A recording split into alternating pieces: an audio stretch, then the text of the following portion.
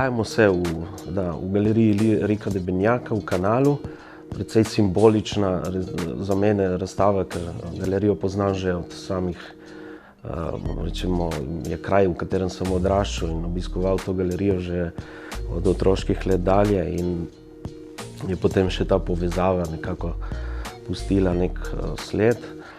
V sodelovanju s Tatjano Pregl-Kobe, ki je bila kustosinja te razstave, sva določila, da bi to razstavo postavili in v segment triptiha in diptihov, tudi singularnih izdelkov, ki so potem postavljeni v določen prostor. Rečemo, temeljna ali pa dramatična sprememba nekega videza ali oblike ali pa popolna sprememba videza ali značaja nekoga ali bi v naravi to klicali kot neke vrste transformacija, se pravi iz semena nastane drevo, iz neke gosenice nastane metulj. Torej, ta transformacija je, rečemo, prvi segment te razstave, medtem ko pa mi je bilo zanimivo, Japonci pravijo, da imaš 3 obraze. Prvi obraz pokažeš svetu, drugi obraz pokažeš svojim bližnjim in prijateljem, tretji obraz pa dejansko ne pokažeš nikomur in tisti obraz naj bi bil, recimo, najbolj iskren ali pa najresničnejši. Torej,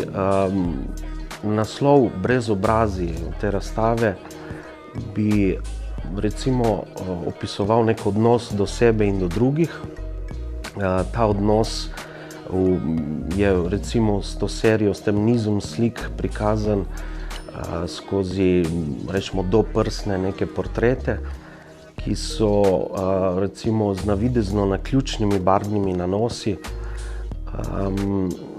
vedno znova izginjajo in se prikazujejo.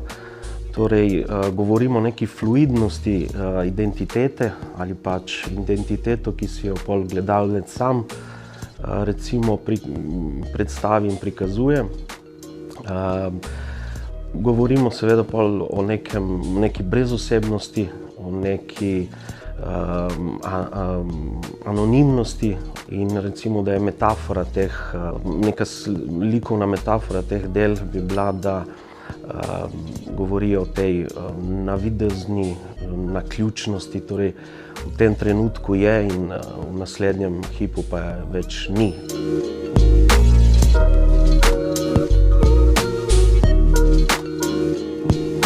Barvni nanosi in,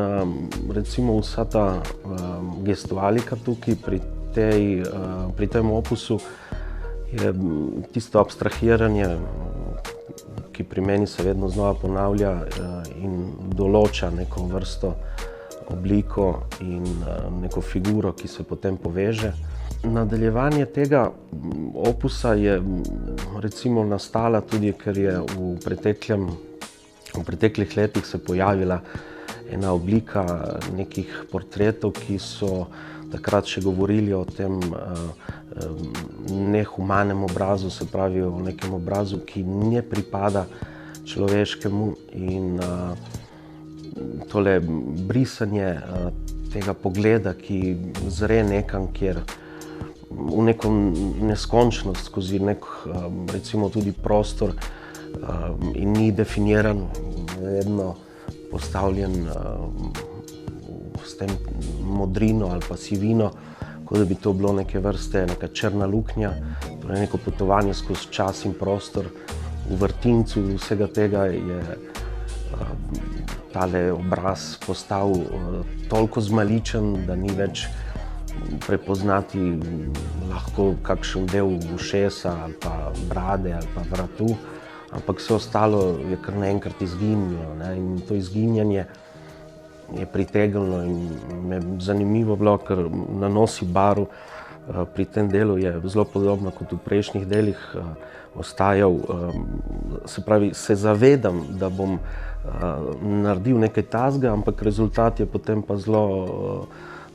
se ga v bistvu ne zavedam. V tej razstavi so predstavljene tudi, recimo,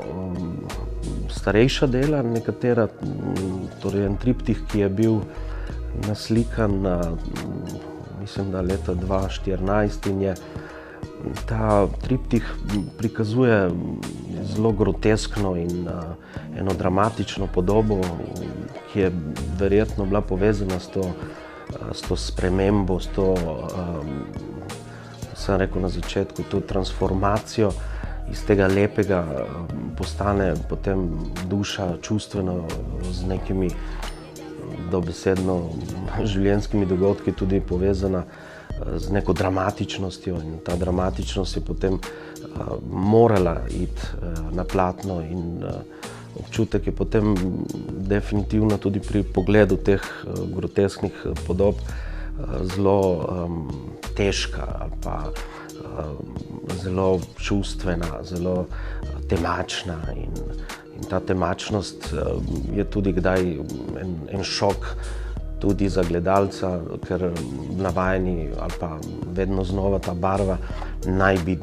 pomenila tudi neko toplino, ker je rdeča, rumena, roza, so barve, ki naj bi govorile o toplini, ampak na podobi teh grotesknih obrazov ali pa skeletrov, jaz sem jih poimenoval zombi, so potem je kontrast, je nek paradoks tudi potem med enim in drugim.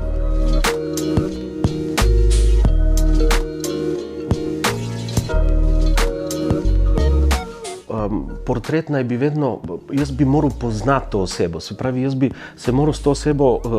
usesti, imeti neke seanse z njim, ga spoznavati, in tega dejansko mi ni bilo potrebno, ker sem se dejansko usedel sam s sabo, nek pogovor med mano in nekim ogledalom, in čustva so vedno povezana, in logično je ta zmaličenost potem bila tudi neke vrste, ne rečem agresija nad tem ali pa jeza nad vsem, ker čas, v katerem smo, je razdvojen, ima in vpliva tudi na samo umetnost, saj pri mojem spektru vizije. Torej, res je ena psihoanaliza in eno raziskovanje nečesa, ki ni simpatična in tudi ni neke vrste piknik, da se bom usedel in užival v tem. Čustva in dejansko ves ta trud, ker dela so bila naslikana recimo konca avgusta, otvoritev sem imel v oktobra, to pomeni, da je bilo zelo intenzivno delati. Ni neke vrste hiperprodukcija, ker v hiperprodukciji nimamo in ni povezano, vsaj za moje pojme, nek direkten občutek, ampak se dela v neki industriji. Tukaj je bilo pa toliko tega nabranega v sami želji, da se to dokonča, je potem bilo res ogromno slikanja, torej 2 ali pa recimo 3 slike na dan. In postopek tega slikanja je tudi bil zanimiv, ker je uporabljen čopič, ampak začetna baza je bila pa, naprimer, barva je neke vrste dripping bil, in ta dripping se je potem z določenimi, in plastičnimi krožniki in rokami in vsem ostalim zamazalo, in v tem zmazku vsega tega se je začela oblikovati potem ta doprsni portret. Jaz ga ne morem niti poimenovati, jaz sem ga hotel tudi oštevilčiti, naprimer brezobrazi 1, brezobrazi 2, torej ni niti toliko vezan na neko zgodbo ali pa na neke doživetja, ki bi jih morali naprimer imeti, kadar se slika neke vrste portret. Ostalo mi je v spominu tale film od Alberto Giacomettija, kako je tega Lorda Jamesa dobesedno maltretiral pri tem, ko ga je slikal. Obljubil mu je, da bo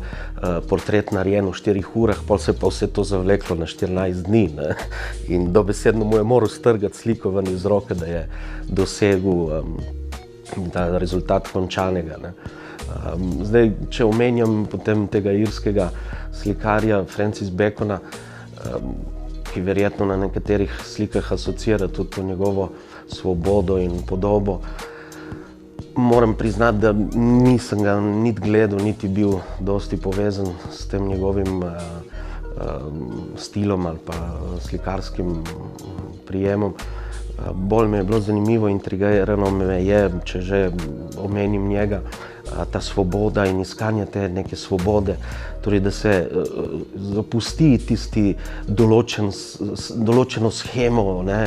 okvirja. In iskanje tega je zanimivo, ker rezultat bo vedno znova nekaj drugega od tistega, kar sem pričakoval, da bo prišel. Mislim, da se bo naslikal.